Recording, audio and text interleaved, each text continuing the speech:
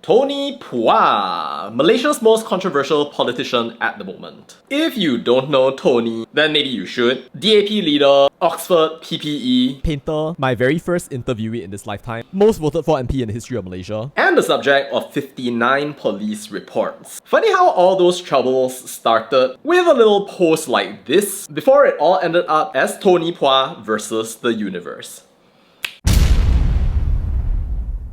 So poops, this story has a long preamble, but this picture shows what's going on. There you have the Sultan of Selangor standing right next to the Rukun Negara that he asked Wong, Siew and Ronnie Liu to go and visit once a week. Which Ronnie actually did. Wow, amazing. Good for you. You know, all this started because of the whole pig farming thing, for which there have been full stops, drama shared by Firdaus Wong, fake accounts, people repeatedly insulting the royalty of Malaysia, to the point that it's just become ridiculous. But basically, our Sultan has been very vocal about the whole pig farming thing, and he was tak berkenan on the matter of pig farming, Daulat Tuanku. At which point then, a couple of different leaders, including the Ronnie and the Siew that I mentioned earlier, spoke up, so that a full-on cultural war started. I mean, you can see it right over here where all the top comments are coming out just insulting one after another, claiming biadab. Cause why exactly? Well, cause of this. I believe all Malaysians should carefully read, recite and understand the Rukun Negara and the Malaysian Constitution. Oh, that's interesting. That seems kind of like what was asked for right here. He does say that the constitutional monarch has powers that vary a little from state to state, and it is limited to defined aspects. And he proceeds to explain a whole bunch of these things, concluding with, yes, I am loyal to king and country, will abide the rule of law based on our supreme constitution,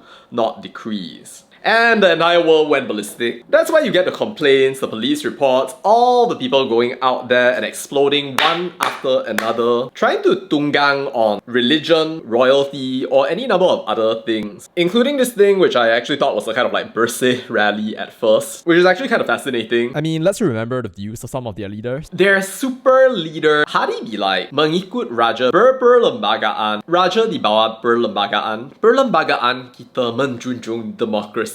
And Mahathir says how we are no longer a democratic country if the king is considered a sole dictator, alongside this guy's statement, whatever it is right here. So maybe the question should be whether these people should be investigated right now and casually thrown into jail. I don't think the Walawans want to think about that though, but then again, I don't think that they're actually able to think, so I don't really hold it against them. That would be like asking an amoeba to understand E equals MC squared. For a lot of these jokers, they respect the constitution, they respect royalty when it favors them, when it's politically convenient, when it is nice for them to do so. You know, when smoking was made haram, it's not like they actually followed it. It's kind of like, oh, it's not convenient for me, so I don't need to follow it. But on the other hand, when it comes to pig farming, very interesting. Immediately rejected. Meanwhile, Here's a fun contrast. if you actually look at the statements made by the DAP leader, right now on Ronnie's Facebook page, you can see like dozens upon dozens of pictures of him actually standing next to that Rukun Negara. And if you look at Wong Siew-Ki's Facebook page, she actually does talk about the Rukun Negara right over here. We're not actually seeing anything that showcases that these people like hate the Rukun Negara or anything like that. But you know, this is not a race thing by any means. And we know that to be true because of the lawyer Aidil Khalid, who is popular for being part of the article Tony Pua benar kata peguam. That, by the way, a whole bunch of people called him a barwa and a liberal for. The comments are actually insane, as people accuse him of opening the door for more people to derhaka. Pindah negara lain lah peguam oi. Yang bunuh semangat orang Melayu ni sebenarnya bukan datang dari orang luar, tapi orang-orang bangsa Melayu juga. Faultness, ouch. Pengkhianat Melayu and muka pengkhianat amongst other things. Actually amazing. So poops, in 99% of all situations, I would not say that I am a fan of Aidil. I mean, the guy was literally the lawyer of Randuk, aka some of the worst human trash on the face of this planet. Not a fan, never have been a fan, but in this case, bro, I do appreciate what you have said and your consistency in actually standing up for the law. I'm sure some people could then say, oh, He's only favoring Ideal because he's supporting something that this guy wants to support, but in this case, I think it's very important for us to actually stand up for the Constitution and actually protect it. And in this case, Ideal did that. He stood up for the Constitution. It would have taken a monumental act of bravery to actually do that and to say, yo, let's not get caught up in feudalism, so props to him.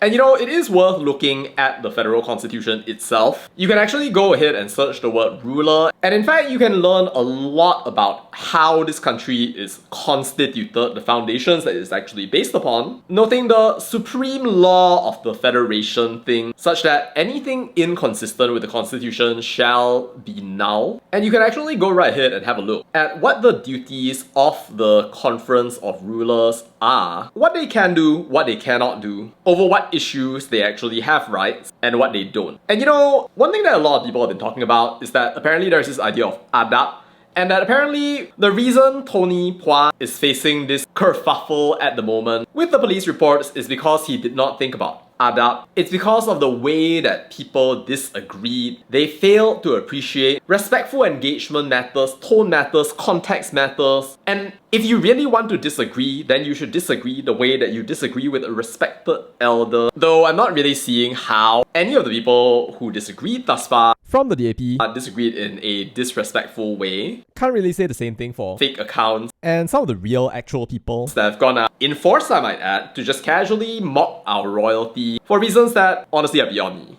What I will say though also is that if we want to talk about adab, then you might want to casually look at the way people are disagreeing, declaring pendatang, using the word kafir, showcasing their adab, racist comment after racist comment, from people insulting people's names, interestingly enough. Not really seeing how much adab there is in that situation, but I guess it's very easy for these people to casually yap about people not being loyal to royalty as long as the issues that are involved do not affect their lives. It is so easy for them to come up with this sense of entitlement, to feel that they need to save face and control, and if you don't give up, then it means that you are insubordinate, but actually, in reality, all that's really at issue here is just that these people are lanchang because they cannot get what they want, and they feel that they need to have a power trip. Do you seriously think that any of them really wants to protect anything significant or meaningful? Even if you do, I've never seen any of them actually manage to argue it out properly. Oh yeah, and there's